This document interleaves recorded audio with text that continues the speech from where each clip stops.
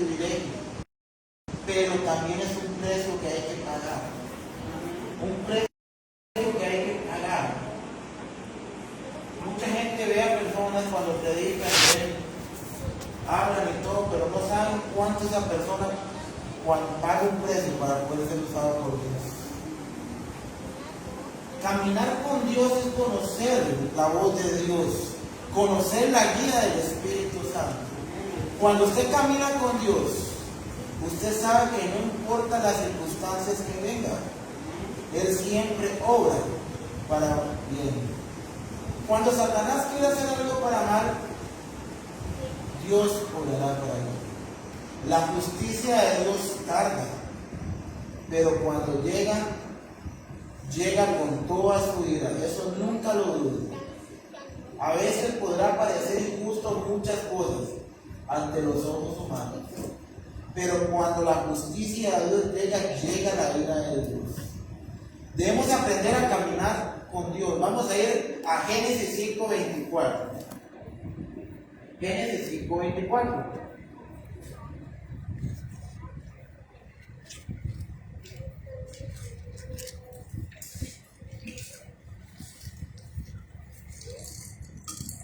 ¿Me dicen amén?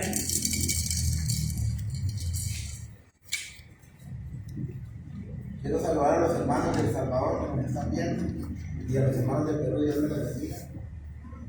Dice Génesis 5:24. Caminó pues, oiga, caminó, hay una coma. Pues Enoc, oiga, hay otra coma. Caminó, coma, pues Enoc con Dios, coma, y desapareció, coma, porque lo llevó Dios. En este pasaje, en este versículo se ocultan tantas cosas. Caminó pues, quiere decir que tuvo una vida marcada, diferente a la gente de ese tiempo, de esa generación. Enoc con Dios. ¿Qué quiere decir esto? Que nadie más había caminado con Dios hasta ese momento. Por eso hace una pausa. Caminó pues Enoc con Dios y desapareció, porque le llevó Dios. Enoc y Elías son dos prototipos del arrebatamiento en el Viejo Testamento. Para caminar con Dios hay que ser como Enoc. Usted estudia la historia de este Enoc. En la Biblia hay dos Enoc, un descendiente de Caín que era malo y este otro Enoc. Este varón, escuche, vivió menos años que su hijo. Vivió menos años que su hijo, pero su hijo murió antes que él. ¿Entienden? Él vivió menos años, caminó los 300 un poquito años, pero no murió, fue traspuesto. El hijo de él sí murió. Entonces, vemos cómo en medio de esa generación malvada, en esa generación que es de cuando fue la época de Noé, la humanidad estaba corrompida, pero este hombre caminó con Dios a pesar de las circunstancias. Pero también para caminar con Dios y tener comunión con Él, debemos perseverar como Noé. Dice Génesis 6:22. Y lo hizo así Noé, punto y coma. Las comas, los puntos y comas no están ahí por cualquier cosa. Tiene un significado. Hizo conforme a todo lo que Dios le mandó. Quiere decir que Noé obedeció la voz de Dios.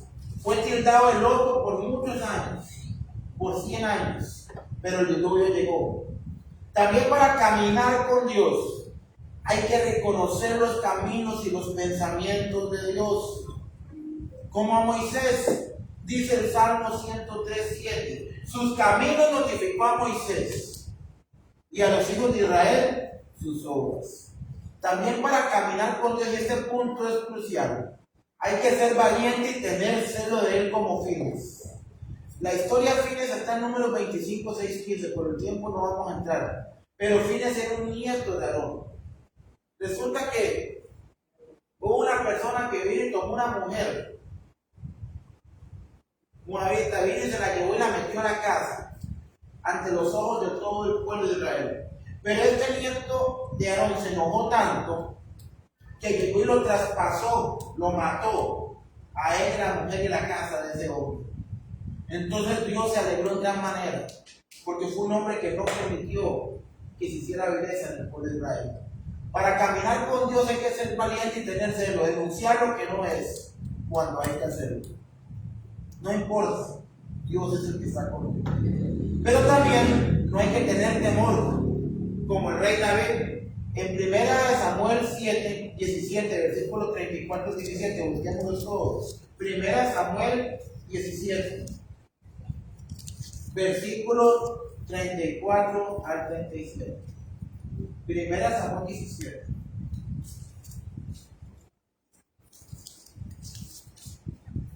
¿Qué debemos hacer para caminar con Dios, hermanos? Debemos saber que no hay que tener temor. No hay que tener temor a las circunstancias. Dice así, 1 Samuel 17, 34 al 37. David respondió a Saúl: tu siervo era pastor de ovejas de su padre. Y cuando venía un león o un oso y tomaba algún cordero de la manada, salía yo tras él y lo hería, y lo libraba de su boca. Y él si se levantaba contra mí, yo le echaba mano de la quijada y lo hería y le mataba. Fuese león, fuese oso, tu siervo lo mataba. Y este filisteo incircunciso será como uno de ellos, porque ha provocado el ejército del Dios viviente. Añadió David: Jehová, que me ha librado de las garras del león y de las garras del oso, él también me librará de la mano de este filisteo. Dijo Saúl a David: ve y Jehová esté contigo. Y también, para caminar con Dios hay que mantener la calma en la tempestad. No es fácil, no es fácil. Pero ustedes, si están en la presencia de Dios, la van a mantener como el apóstol Pablo. La historia es larguita, pero la dejo ahí para que Hechos 27, versículo 9 al 35, cuando iban en un barco y estaban en alta mar y había una tormenta y todos tenían temor de que iban a naufragar y no comían, pero el apóstol Pablo les dijo que tuvieran calma, que no estuvieran tristes porque el ángel de Jehová había estado con él y que le dije que la vida de ellos todas se iban a salvar. Entonces vemos que Enoc fue el séptimo partir de Adán y también fue el primero en profetizar la venida de Cristo. El libro de Enoc es un libro bíblico. En el judaísmo se usa mucho, solo Dios sabe. Cuando el concilio se reunieron para formar la Biblia, no lo quisieron agregar. Pero el libro de Enoc es un libro que se recomienda mucho en el Talmud judío. Y es más, el libro de Enoc tiene importancia porque el propio hermano del Señor Jesucristo, Judas, en la carta de Judas habla de la profecía de Enoc. Yo se los recomiendo que lo busquen, el libro de Enoc. El libro de Enoc habla de por qué vino el castigo a los nefalitos, los gigantes. Vino porque fue el castigo a la generación de Noé. Es un libro que es muy bueno. En un libro de David Damon y de David la Tierra Prometida hay una parte que habla de eso. Entonces, Enoc profetizó la venida de Cristo y se distinguió. Pero ¿qué nos enseñó Enoc? Nos enseñó a ser diferente de la gente que había en ese tiempo en pecado. Enseñó al mundo a través de su conducta. Esto es importante, hermano. Podemos ser aleluya, podemos decir lo que queramos en la iglesia, pero es nuestra conducta en la calle la que da testimonio de que somos viejas criaturas, de que somos si yo antes era bueno para el pleito, no quiere decir que voy a dejar que anden pegando a todo el mundo. Hay que correr, es verdad que le peguen, pero evitar la pelea. Si yo antes me enojaba en la calle, debo evitar. Si yo antes era malcriado, debo evitarlo. ¿Saben por qué? Nuestra conducta debe ser testimonio. Porque a la hora de llegar no es usted el que queda mal. Para ser cristiano, como es lo primero que dicen sí o no es cierto. Entonces nuestra conducta habla. Si antes éramos famosos por ser buenos tomadores, ahora no lo vamos a hacer, ¿verdad? Que si alguien se lo topa usted anda como borracho, que sea porque se le bajó el azúcar, pero no porque andaba borracho, ¿verdad? Entonces debemos marcar una diferencia. Pero también no nos enseñó al mundo qué pasaría. Él predicó, vamos a ir a Judas, la carta de Judas, que está antes de Apocalipsis. Es solo un capítulo. Judas junto con su hermano a Jacobo se les también nombra Santiago para diferenciar en aquel tiempo el apóstol Santiago. Ellos siguieron a Jesús hasta después de que Jesús murió y se apareció y ellos creyeron. Dice la carta de Judas. La Biblia nos habla de 3 Judas: el Iscariote, Judas Tadeo, el otro, y Judas el hermano de Jesucristo. Judas 14:16. De estos también, oigan, profetizó Enoc, séptimo de Terán, diciendo: he aquí vino el Señor con sus santas decenas de millares ángeles, para hacer juicio contra todos y dejar convictos, oigan, a todos los impios de todas sus obras impias que han hecho impiamente, y de todas las cosas duras que los pecadores impios han hablado contra él. Esta profecía tiene doble propósito. Se cumplió en parte antes del diluvio y se cumplirá también en el final de los tiempos. Hay profecías que tienen doble cumplimiento y esta es una de ellas. Entonces, vemos lo que nos enseñó, pero ahora, ¿con quiénes camina Dios? Esto es importante. ¿Con quién camina Dios? Con el que llora mucho en la iglesia y aquí, pero acá es como dice el dicho: luz en la calle, oscuridad en la casa. Con los amargados, con los que siempre están con temor, con duda, con los mal hablados, con los peleoneros. No. Dios camina con los mansos, como Moisés. Moisés tenía un carácter serio, piadoso y drástico. Pero ojo, Dios camina con los mansos, no con los mensos. Esto es de verdad. Porque hay gente que porque cree que porque tiene eso, ay, no sé, no, Dios se encarga de todo y tal vez ahí están, ahí robando, le metían a la cárcel. Hermano, si un ladrón se mete a robar a la casa suya y usted lo encuentra, ¿usted qué va a hacer? No, yo tengo que ser manso, que pase y robe, ¿verdad? Hasta le ayuda a echar las cosas al hombro, ¿no? ¿Verdad? Usted no va a defender su casa. Usted tiene que ser manso, no menso. Ahora, no quiere decir tampoco que si usted llega y lo insultan, es que yo soy manso pero no menso, y se va a poner a hacer lo mismo y a discutir. No.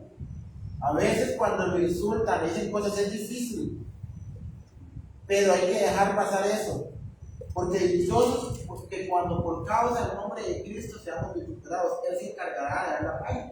Entonces usted tiene que aprender a ser manso, tener un carácter, que si usted viene a alguien hace algo, usted no se va a poner a gritar y a responder, usted tiene que morderse muchas veces este miembro que tenemos acá y aprender a ser mansos. Moisés dice que era un hombre manso. Manso es tener un carácter y saber aceptar nuestros errores, saber aceptar cuando fallamos delante de Dios y poder corregir nuestros errores. Hermano, cuando uno comete un error, una vez es un error, 2 veces ya no es accidente, ya no es percance, ya no es casualidad, es necedad. Hay gente que dice que tropecé de nuevo con la misma piedra, no es que es necedad. La palabra es fuerte, pero es lo que se le llama. Entonces, debemos estar sabiendo que debemos aprender a ser mansos y caminar con Dios. Si usted lee la historia de Moisés, la única vez que perdió esa mansedumbre, ¿qué le costó a Moisés? ¿Qué creen ustedes? ¿La entrada a dónde? La tierra prometida. Y lo peor es que Moisés se enojó con justa razón contra esta gente de Israel, contra ese pueblo. Pero lo que pasa es que en su enojo le hizo algo que si usted no lo entiende, usted dice, pero solo porque golpeó la roca. La primera vez él vino y golpeó la roca y echó agua.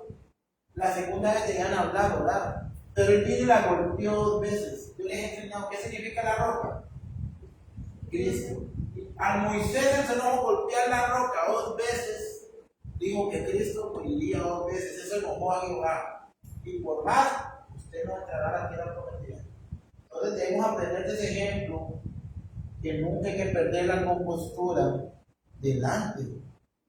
Vemos que también, pero Moisés era tan manso que un día estaba parado frente a las puertas de Gosén y Moisés se detuvo delante del pueblo y habló con Dios. Y Dios le había dicho: enviaré a mi ángel que vaya contigo. Pero Moisés dijo: esto que me manda un ángel no es lo mismo. Pero esto no es lo mismo a que vaya Dios conmigo. Hermano, yo sé que el ángel le llevó a campo el roto que le tengo de bebiendo. Pero usted no tiene que conformarse con que un ángel vaya delante de usted. Usted tiene que conformarse con que sea quien, la presencia de quien, del Espíritu Santo. Porque ¿qué hacemos con que vayan ángeles detrás de nosotros y el fuego del Espíritu Santo se ha ido? Debemos caminar con Dios. Los ángeles que nos acompañan y nos protegen son el resultado de caminar con Dios. Entonces, ¿qué pasó? Que una nube venía de día y les tapaba el sol y columna de fuego por la noche. Eso es porque la presencia de Dios iba por ellos. Si Moisés sabía que un hombre sin la presencia de Dios es nada. Un predicador, por más bonito que predique, si no tiene la presencia de Dios, es nada. Un cristiano un cristino, que se vista como cristiano, hable como cristiano, cante como cristiano y huela como cristiano, pero sigue siendo cristiano y no tiene la presencia de Dios, es nada. Todo lo que haga es trapo de inmundicia. Sí, incluso el ayuno y la oración. Escuchen, incluso el ayuno y la oración y el estudio de la palabra, cuando uno no está bien con Dios, es trapo de inmundicia. Si usted odia a su hermano, usted podrá hablar en lenguas, cantar y danzar, leer la Biblia, pero es trapo de inmundicia, porque dice la Biblia en 1 Juan, dice que ahora el que aborrece a su hermano es ¿qué? Homicida. Y los homicidas no entran al reino de Dios. Usted verá hermanitos, pero que aborrecen a los hermanos, póngale la firma, son homicidas, y mientras no se arrepientan, podrán venir aquí, danzar, caerse. No son hijos de Dios. ¿Qué les espera? El lago de fuego y azufre. Ahora, ¿con quiénes camina Dios? Voy a ir avanzando para que no se caigan. La prédica muy larga. Dios camina con los desobedientes, hermanos. No, ¿verdad? ¿Con quiénes camina Dios? ¿Con los qué? Obedientes. Cuando Moisés murió, Dios le dijo a Josué: toma este pueblo y cruza el desierto, y reparte la tierra como yo dije a sus padres que darían. Pero ten cuidado que nunca se aparte de tu boca ¿qué? Libro de la ley. Este libro de la ley. Esto es importante. Hoy en día hay un concepto de cristianos, bravos saca la bazooka, venga la maraca, que oran y oran y oran horas. Dicen que Dios les habla, pero no leen la Biblia en un capítulo por día. ¿Qué Dios les está hablando? El Espíritu Santo nunca va a contradecir esta Biblia. Entonces yo tengo que estar pendiente de que hay aquí. Podemos venir a un culto de intercesión, una vigilia madrugada, y no leer la Biblia, y nos ponemos a orar. Y si hermano, siempre que agarremos mis peticiones, las echemos y llevemos afuera, hagamos un altar y las quememos. Uy, todo el mundo, aleluya, gloria a Dios. Y hermano, enterremos una Biblia aquí, en el nombre de Jesús, un entierro santo. Hermano, y el que no conoce la Biblia lo hace. Y usted lo que está cometiendo es brujería. ¿Ustedes imaginan, hermanos? Estamos en una vigilia, ponerse una noche, hacer quemas ahí. Viene una bruja en lo espiritual. ¡Ay, Dios mío! Dice, pero aquí está el diablo, mejor me voy. Dice, ¿para qué voy? Dice ahí. ¿Es de verdad? cosas que no podemos hacerlas, que si la Biblia no nos dice, no hay que hacerlo. Debemos ser obedientes. ¿Qué hizo Josué? Hizo la voluntad de Dios y caminó con Dios todos los días de su vida. Pero cuando este pueblo malo seguía siendo malo, Josué le dijo al final de sus días: escogeos hoy a quién van a servir, pero yo en mi casa serviremos a Jehová. tiene que decirlo, yo en mi casa serviremos a Jehová. Podemos escoger cualquier cosa, pero si no escogemos a Jehová, estamos mal, hermanos. Debemos escoger. A veces lo del mundo se ve hermoso, huele bien, sabe bien, pero es mentiras disfrazadas. Es mentiras disfrazadas. Hay una historia, se murió un político y fue el cielo y lo recibió San Pedro. Ay, Dios mío, dice, no sé qué hacer, nunca hemos recibido un político, no sé dónde debo enviarlo, ya sé qué vamos a hacer. Vea, dice, lo vamos a mandar al infierno 24 horas primero y después 24 horas al paraíso. Usted dice, no, yo quiero el paraíso, ya lo decidí. No, mejor esto, no, que yo quiero el paraíso, no, es que así no es. Y ya lo metió en un ascensor y se fue para el infierno. El hombre llega al infierno y un pronto otro de una cancha de oro ve mujeres hermosas, ve toda Liberación Nacional ahí, y la Unidad Social Cristiana, un montón de políticos ahí, ve ese montón de políticos ahí, y lo abrazan, lo reciben, y está el diablo como un compinche gracioso, contando chistes, haciéndole reír, y tomando su buen vino, ahí comiendo bocadillos deliciosos, y están contando sus historias de cómo se enriquecieron en la tierra, y cómo ahora están como si en el infierno disfrutando. Tanto se divirtieron, tanto Satanás les contó chistes y lo hizo reír, que se pasaron las 24 horas. Y ya los compañeros lo fueron a dejar al ascensor y se despedían, y él todo contento llegó allá y le dice a San Pedro: ahora sí, vamos, 24 horas al paraíso. Andaba ella en una nube con un aspa ahí, veía a todo el mundo feliz, él se reía, pero pasaban 24 horas y decía San Pedro: ahora sí, ¿qué decisión ha tomado? Me voy para el infierno. ¿Está usted seguro? Claro que sí, pero veía, aquí en el paraíso. No, allá están todos mis amigos esperándome.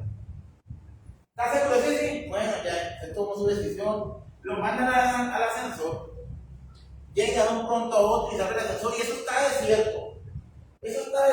Huele feo, huele por todos lados. Y viene de un pronto a otro a los amigos políticos con ropas andrajosas, rejuntando basura con cara de dolor. Y está el diablo así, con un abanico de tanto calor. ¿Pero qué está pasando aquí? ¿Pero qué pasó? Ayer había mujeres hermosas, ayer estaban todos los políticos. Es que ayer estábamos en campaña política, queríamos su voto, ya lo tuvimos. Y esto es solo la antesala a lo que les espera. Esta historia, ¿qué quiere decir eso? Que lo que se ve bonito, lo que sabe bonito, lo que se siente bonito, nos produce muerte espiritual. Vean, hermanos, la gente a veces no camina con Dios, está en el mundo y se van a tomar. Y la gente cuando toma, hay una gente que dice: yo tomo, pero olvidar a no sufrir mal de amor. Y empieza la primera, la segunda y la tercera y la cuarta, pura risa. Risa, pero ya cuando llega a más de 10, empiezan a llorar y a sufrir y a estar tristes. Entonces, esa diversión no es pasajera.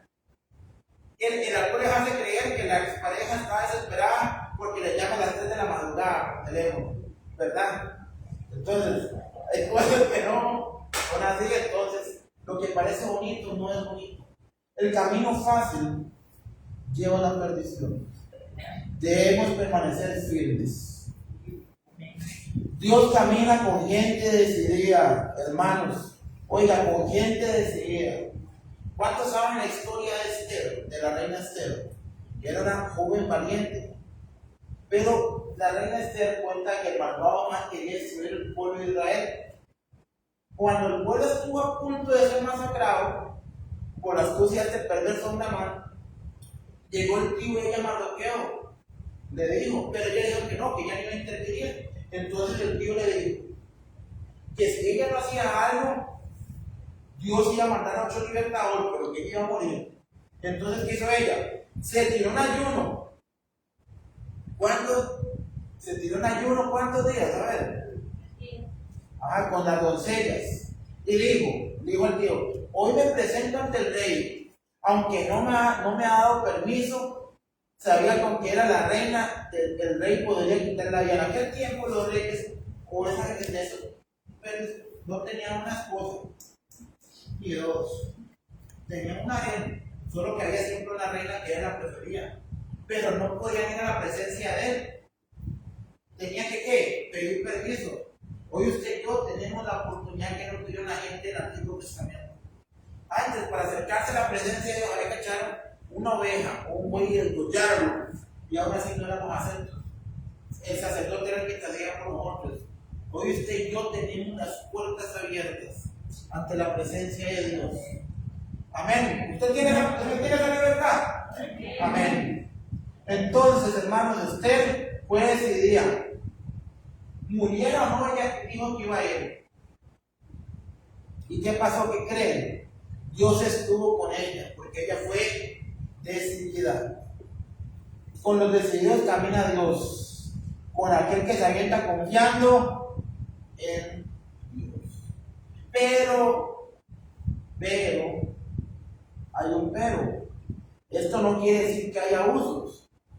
Dios no le está mandando a usted que acepte una tarjeta de crédito y se jaraje. No importa porque Dios va a proveer, ¿verdad? O que se meta en deudas en importadora como en el bollo. No, eso no es ser decidido. Eso es ser sinvergüenza. Entonces, ¿qué también es ser decidido? ¿Qué es estar dispuesto? ¿Qué es ser decidido? Hay gente que viene y hace cosas que no debe hacer, creyendo que Dios les va a respaldar. Sansón estuvo decidido a estar con Dalila. Dios le mandó a estar con Dalila. ¿Qué pasó con Sansón? Ya sabemos la historia, ¿verdad? Entonces, hay que ser decidido, pero para las cosas ¿qué? Buenas. Entonces, hermanos, también, esto es muy importante, este punto número 4. Dios camina con personas, con cristianos que estén dispuestos a pagar un precio, dispuestos a buscarles. ¿Usted cree que es bonito levantarse a las 4 de la mañana o a las 3 de la mañana a orar? No es bonito. Y consejo, si usted se levanta a orar de madrugada, no se acueste a orar, no se ponga a orar acostado. Cuando usted se da cuenta, no he dicho amén cuando ya está para. No he empezado, gracias Señor, cuando ya está dormido. No, hermanos, no es fácil. ¿Usted cree que es bonito ayunar? No es fácil. Y bueno, ahora sí lo puedo decir, ¿verdad? Pero hace unos meses atrás esta carne deja mucho que hablar, ¿verdad? Pero ahora sí que he buscado la presencia de Dios, porque eso es lo que debemos hacer en belleza constante. Hermanos, ayunar no es un sentir, y esto lo entendí muy bien. Porque usted nunca va a sentir ayunar más de cierta hora. Usted se conforma a las mediodía, ahí, de la oración, pero ni el celorazo pasa. Cuando usted ayuna es porque usted estuvo dispuesto. Fue una decisión. Es como el matrimonio. El matrimonio no solamente es un sentimiento. El matrimonio a través de los años es una decisión. Una decisión que usted tomó. Yo amo a mi esposa ya que bien, y hay veces que la amo demasiado, pero hay veces que no la amo. No, hay veces que no siento amarla. Y cuando ella se me enoja, a veces las cosas se ponen, bueno, antes ya no se ponían feas, ¿verdad? Yo sentía, yo estaba casi que dormía yo así con cuidado, ¿verdad? Porque en cualquier momento se entrega a notarlo, ¿verdad? Pero es una decisión. Yo creo que para Jacqueline no es fácil. Es fácil amar cosas buenas. Pero hay veces que yo soy bien ogro. He ido cambiando esas áreas. Pero a veces uno para ser ogro con solo lo que usted diga ya y se malinterprete. Pero Jacqueline ha tomado una decisión, ¿entiendes? Y Jacqueline son de esas mujeres que en el momento callan, en el momento que se queda callada y dejan que uno de un punto a otro diga lo que tuvo que decir y no dice nada. Ya usted ya, ¿por qué a los hombres nos pasa? A uno ya se le pasa, no está como de nada. Ya uno ve la actitud, ¿verdad? Ya uno se fija en la comida que le están sacando a uno, ya uno queda algo, ¿verdad? Y tal vez uno sale a la calle y la pareja se va a pelear en la calle y le sonríe. Ay, sí, amor, y hasta le agarra la mano a uno, así viene algo. Y usted llega a la casa contento pensando que está bien y no le da chance a uno. ¿Saben por qué? Porque cuando uno hace algo mal como esposo o como esposa, usted sabe lo que usted dijo. ¿Entiende? Y en el momento que la pareja empieza a decirle a uno tantas verdades, que a uno le da algo morable, algo que usted no haya ni qué hacer, usted no haya ni dónde meterse, y usted está por mi culpa, ¿verdad? Pero he aprendido a caminar con ella y ella conmigo, nos hemos conocido. Entonces, yo ya sé que si yo discuto con ella y salimos a la calle y me abraza y me andan sonriendo, ya sé la que me espera cuando llegue a la casa, ¿verdad? Entonces mejor evito, ¿verdad? Pero es así con Dios, hermanos. ¿Esto por qué lo digo? ¿Por qué? Porque es muy fácil decir yo amo a Dios en las buenas. Pero cuando viene la prueba, muchos reniegan de Dios. Señor, ¿por qué? ¿Por qué? ¿Por qué? Porque hay un falso evangelio que se ha enseñado que Dios vino, que tengamos vida en abundancia, sea prosperado y en victoria. ¿Cómo está bendecido, prosperado y en victoria? No, hermano. Eso no es el mensaje del evangelio. Ese no es el mensaje. El apóstol Pablo nos dice en una carta: estoy bendecido, prosperado y en victoria, atribulado, perseguido. Pero ¿quién siempre está? ¿Vosotros en qué? En Cristo.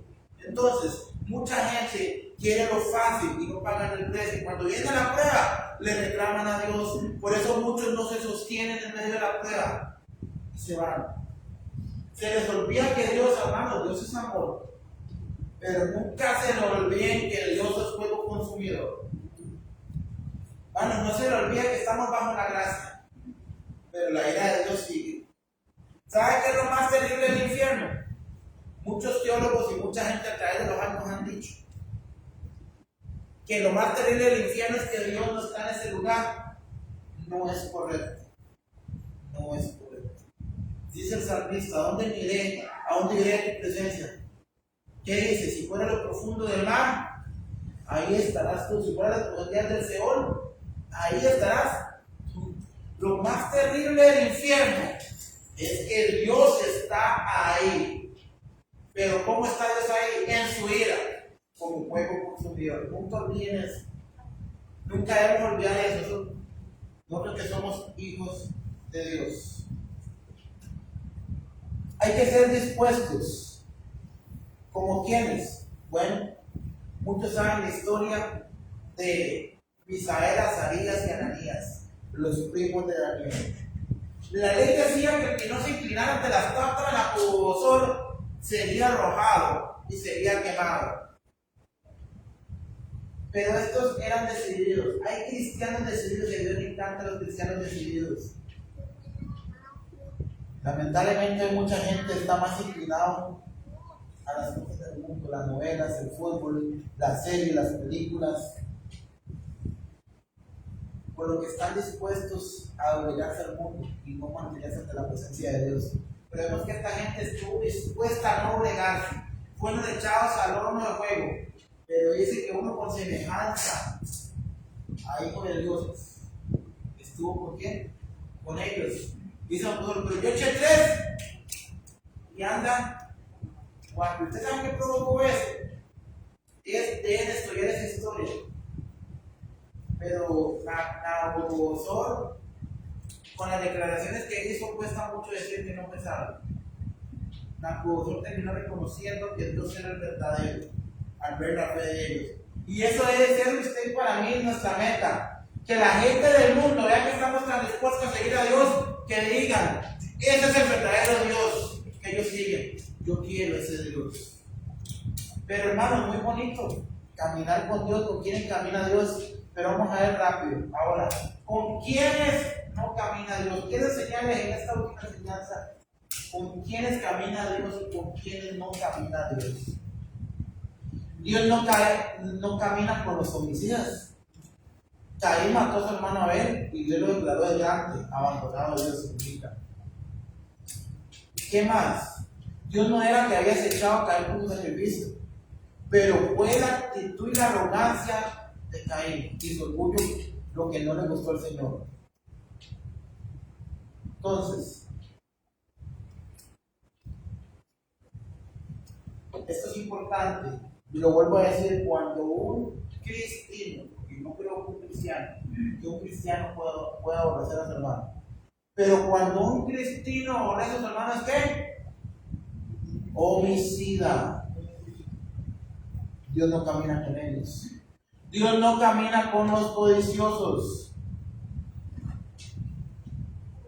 Cuando el pueblo de Israel iba avanzando y habían destruido Jericó, acá codició el lingote de oro, el manto babilónico, las piezas de plata y lo enterró. Dios se apartó de Israel. Cuando fueron contra Jai, fueron humillados.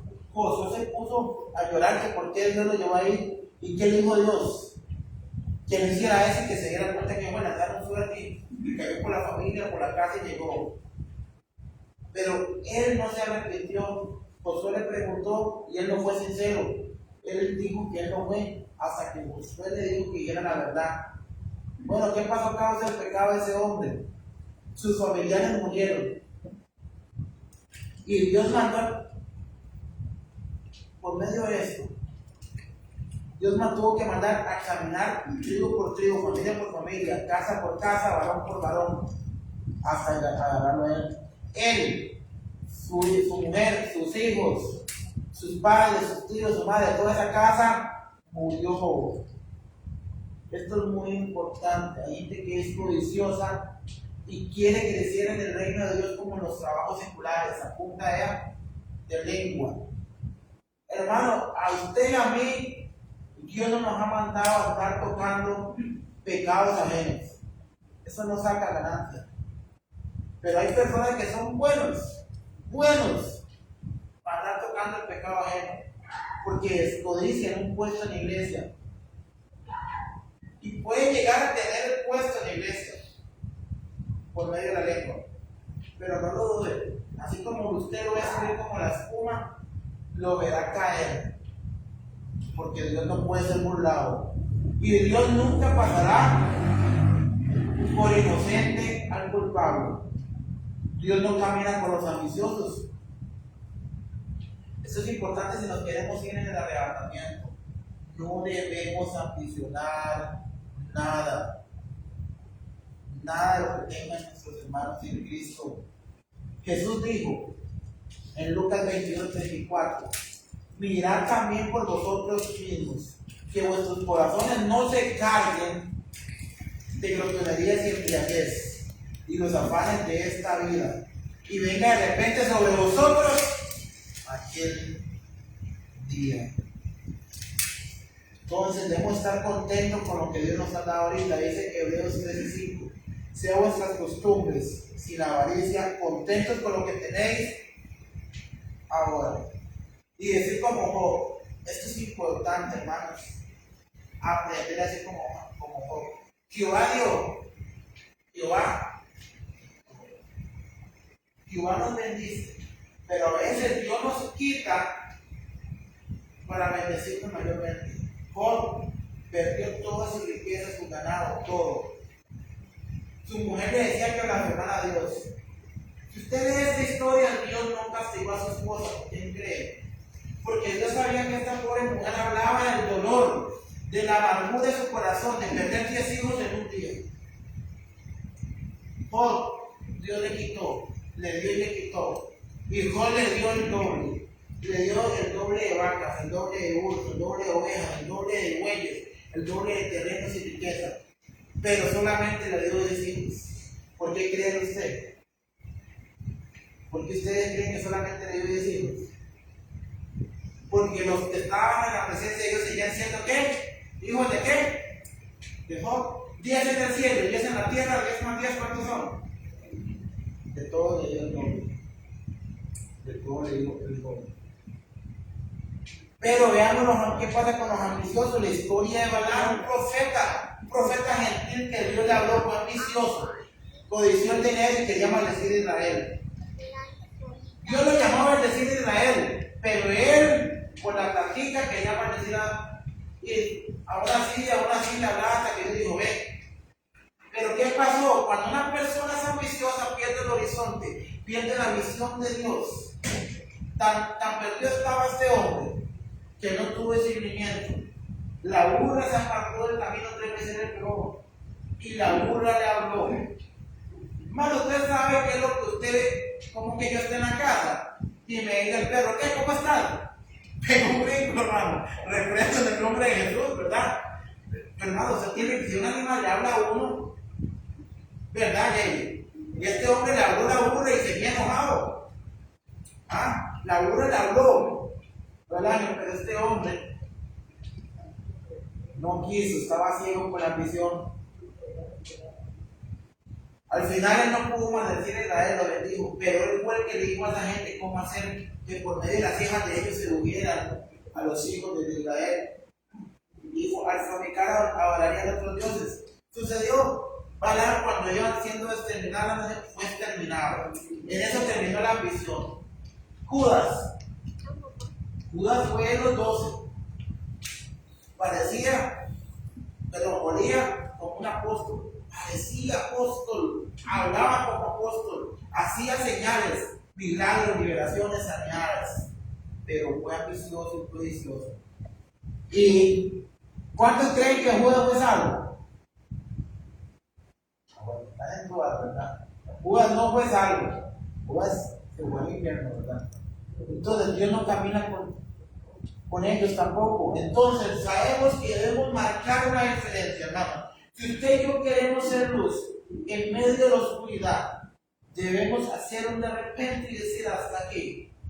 Lo que antes hacían no lo hago más. Y empezar a movernos, empezar a caminar. Hermano, debemos siempre orar constantemente, estar alertas. Pero hermanos, Dios te manda a pasar tiempo con Él. Bueno, usted sabe que cuando usted camina con Dios, por más difícil que sean las circunstancias, es increíble, pero hay una canción de Oscar Medina, creo que es, que dice, si puedes tener paz ¿en la qué? En la tormenta. Usted sabe que cuando usted camina con Dios viene una paz sobrenatural que sobrepasa todo entendimiento. Es donde el fruto del Espíritu Santo de paz se manifiesta en usted.